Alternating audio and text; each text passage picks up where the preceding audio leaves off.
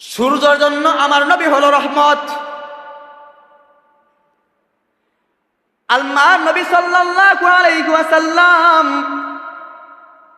নবীজির মেয়ের জামাই হযরত আলী রাদিয়াল্লাহু তাআলা আনহু, আলী রাদিয়াল্লাহু তাআলা আনহুর কোলের মধ্যে ঘুমায়ে গেলেন। আলী রাদিয়াল্লাহু তাআলা আনহুর কোলের মধ্যে ঘুমায়ে গেলেন। আসরের নামাজ পড়বেন, আসরের নামাজের সময় হয়ে গেছে,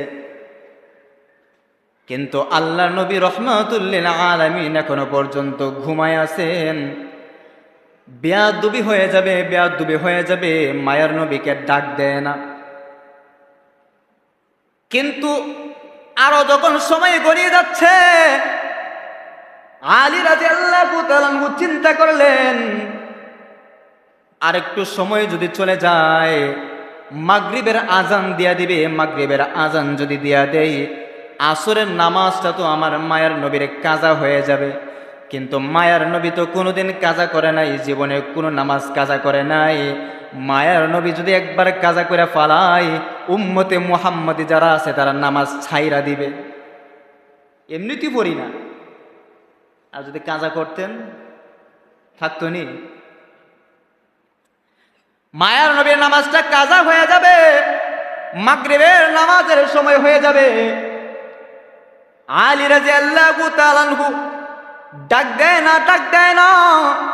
কিন্তু আলী রাদিয়াল্লাহু তাআলা আনহু একটা জিনিস তাকায় দেখছেন, আসমানের সূর্যটার দিকে। তখন আলী রাদিয়াল্লাহু তাআলা আনহু তাকায় দেখে আসমানের যে সূর্যটা আছে, সূর্যটা আমার মায়ের নবীকে দেখতেছে।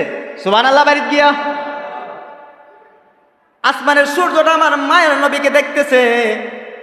আসমানের সূর্যটা যেই জায়গার মধ্যে আছে ওই জায়গার মধ্যেই আছে, একটু নড়াচড়া করে না, একটু নড়াচড়া করে না। সূর্যটা বিন্দু পরিমাণ হেলে না, দুলে না। সূর্যের পাওয়ারটা কমে না। আল্লাহর নবী এক পর্যায়ে উঠে গেলেন, ওইটা আসরের নামাজ পড়লেন।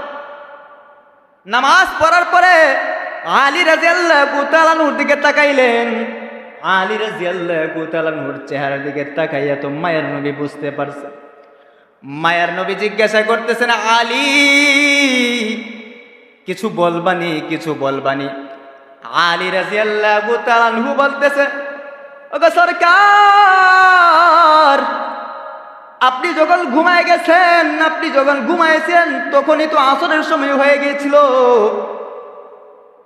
কিন্তু আমি লক্ষ্য করে দেখলাম, আমি তাকায় দেখলাম